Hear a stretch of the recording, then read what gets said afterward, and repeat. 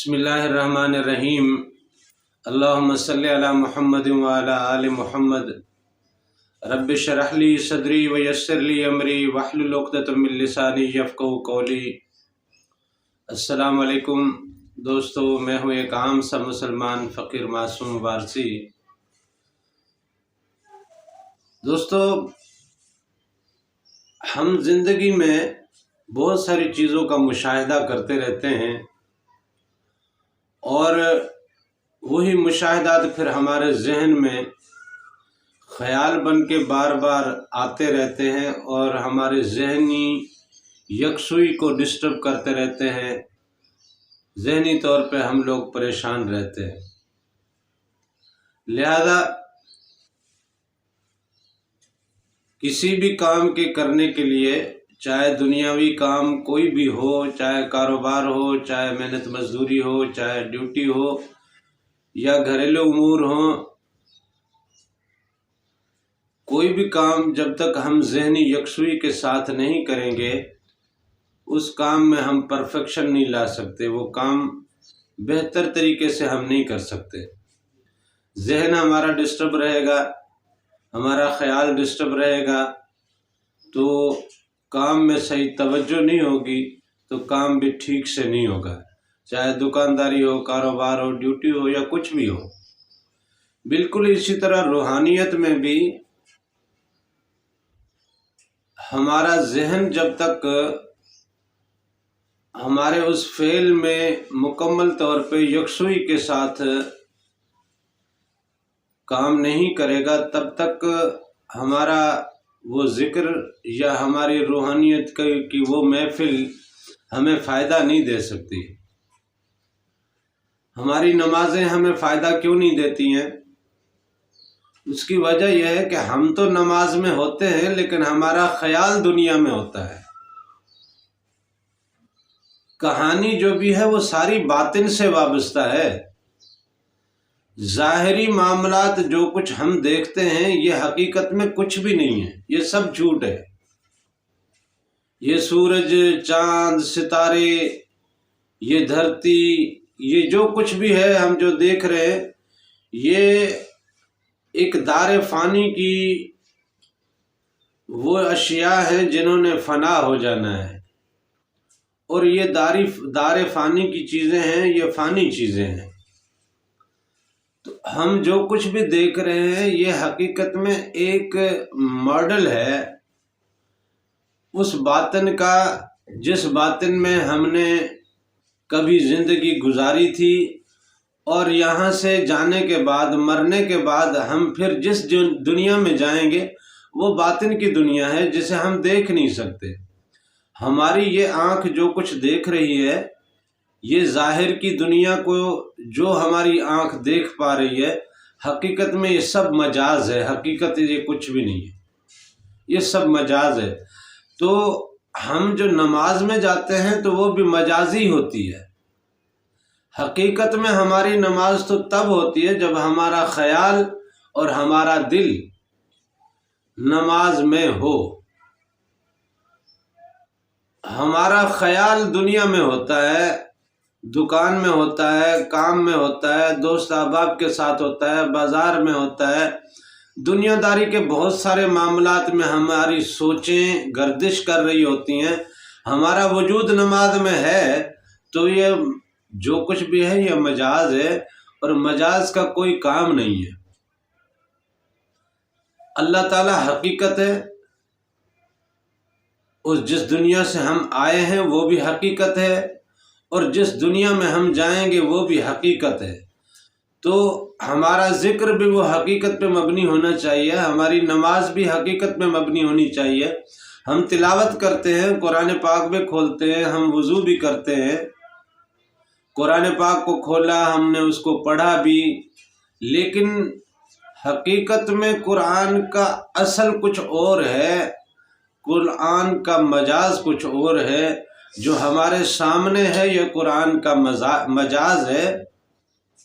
हम जो पढ़ रहे हैं ये मजाज पढ़ रहे हैं, हम जो समझ रहे हैं वो मजाज समझ रहे हैं। दुनिया के किस्से समझ रहे हैं, दुनिया की बातें समझ रहे हैं, दुनिया की मिसालें समझ रहे हैं, لیکن جو باطن کی دنیا ہے ان پہ ہماری توجہ جاتی نہیں ہے۔ قرآن کے باطنی میسج جو ہے وہ ہمارے اندر اترتے نہیں ہیں۔ قرآن کے ظاہری پہلو بھی ہماری ذات میں نہیں اترتے۔ قرآن ہمیں کہتا ہے پاک رہو، ہم کتنا پاک رہتے ہیں۔ قرآن کہتا ہے برائیوں سے بچ کے رہو، ہم کتنا برائیوں سے بچ کے رہتے ہیں۔ قرآن کہتا ہے کہ نیکی پہ چلو اور نیکی کی دعوت دو، ہم کتنی نیکیاں کرتے ہیں اور کتنا دوسروں کو نیکی کی طرف لاتے ہیں۔ قرآن نے اور بہت سارے احکامات دیے ہیں۔ قرآن کے ظاہری پیغام کو بھی ہم نہیں ٹھیک سے ادا کرتے، اس کے باطنی پہلو میں تو ہم جاتے نہیں ہیں۔ لہذا جو ظاہر ہے وہ مجاز ہے، اور مجاز جو ہے وہ حقیقت نہیں ہے۔ مجاز ایک استعارہ ہے، ایک جھوٹ ہے۔ تو لہذا جو کچھ بھی ہم کر رہے ہیں یہ سب کچھ جھوٹ کر رہے ہیں، حقیقت سے ہمارا کوئی واسطہ تعلق رہا نہیں ہے۔ اور حقیقت سے تعلق تو تب ہوگا جب ہمارا ذہن اس میں ہوگا۔ حضور نبی کریم صلی اللہ علیہ وسلم نے فرمایا لا صلاۃ الا بحضور القلب، نماز نہیں ہوتی سوائے دل کی حاضری کے۔ دل تو ہمارا مسجد میں ہوتا نہیں ہے، دل تو اللہ کے حضور میں حاضر نہیں ہوتا، دل تو حضور نبی کریم صلی اللہ علیہ وسلم کے سامنے حاضر نہیں ہوتا، دل کا تو سجدہ ہو نہیں رہا، دل کا رکوع ہو نہیں رہا، دل میں تلاوت اتری نہیں ہے، دل میں ذکر اترا نہیں ہے، دل میں نور اترا نہیں ہے۔ تو لہذا یہ ساری چیزیں ہمارے کام نہیں آتی۔ اس کی وجہ یہ ہے کہ ہمارا ذہن یکسو نہیں ہے۔ ہزاروں خیالات،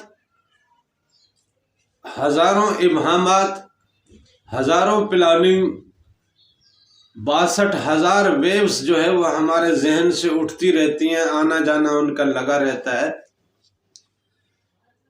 یہ اتنی پھیلی ہوئی دنیا جو ہمارے ذہن سے وابستہ ہے، اس میں وہ دنیا کے ریفلیکشنز ہمارے ذہن میں جو اتری ہوئی ہیں، ہم اکیلے بھی بیٹھے ہوں تو دنیا کے مختلف ریفلیکشنز کے تصور ہمارے اندر اترے ہوئے ہوتے ہیں۔ لہٰذا ہم اکیلے اپنے کمرے میں ہوتے ہوئے بھی دنیا کی مختلف ریفلیکشنز میں گم ہوتے ہیں۔ ہم یہاں گھر میں اکیلے بھی نہیں ہوتے۔ بالکل اسی طرح ہماری جب تک ذہنی یکسوئی نہیں ہوگی، ہمارا ذکر ہمیں فائدہ نہیں دے گا۔ ہم جب اللہ اللہ کا ذکر کرتے ہیں، چاہے رات کے وقت میں کریں یا دن کے وقت میں کریں، جب بھی ہم ذکر میں بیٹھے ہیں، ذکر کی محفل سجائی ہے، ہم نے اللہ اللہ کا ذکر جیسے زبان پہ ہم نے سجایا ہے، تو ہمارے ذہن میں بھی وہ اللہ اللہ کا ذکر اترنا چاہیے۔ ذہن میں دنیا داری کے خیالات اور دنیا داری کے تصورات نے میلہ مچا کے رکھا ہے۔ ایک عجیب سا ہجوم ہے ذہن میں، مختلف خیالات کا، مختلف تصورات کا، مختلف مناظر کا، مختلف پلاننگز کا۔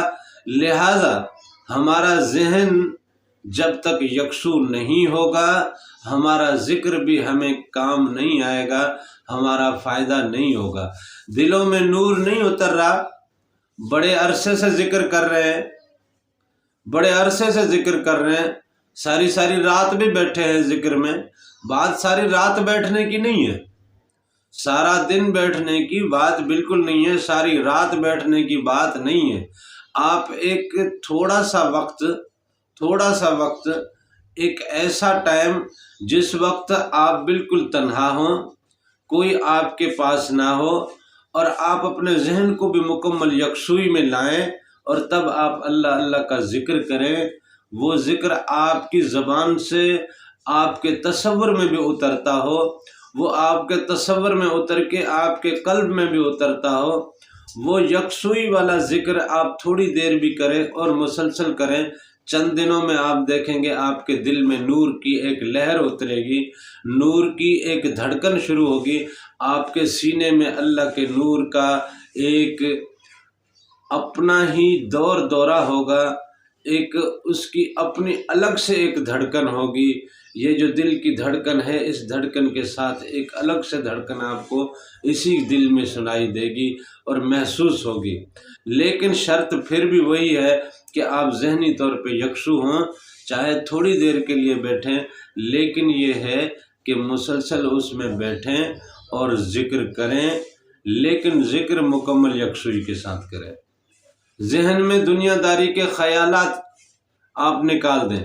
اس کے لیے ہمیں بزرگوں نے یہ بتایا ہے کہ نیم روشنی میں بیٹھیں اور کوشش کریں کہ اس میں اللہ جو ہے وہ لکھ کے اپنے سامنے رکھیں، تاکہ آپ کی آنکھوں میں اس میں اللہ کا ایک عکس سامنے ہو، آپ کی زبان پہ بھی اللہ کا ذکر ہو، آپ کی آنکھ میں بھی اس میں اللہ کا عکس ہو، تو وہ پھر ذہن میں جلدی اترتا ہے۔ تھوڑے ہی دنوں میں آپ کے ذہن میں بھی وہ نقش ہونا شروع ہو جائے گا، اور پھر ذکر کرتے ہوئے آپ اس میں ذات کا، اس میں اللہ کی ضرب بھی اپنے دل پہ لگائیں، تاکہ وہ جو زنار کے جالے ہیں، وہ جو زنگ ہے، وہ زنگ چھٹنا شروع ہو جائے، وہ جالے جلنا شروع ہو جائے۔ جب یہ جالے جل جائیں گے، یہ زنگ اتر جائے گا، تو دل منور ہوگا، دل کی کھڑکی کھلے گی، دل میں نور اترے گا۔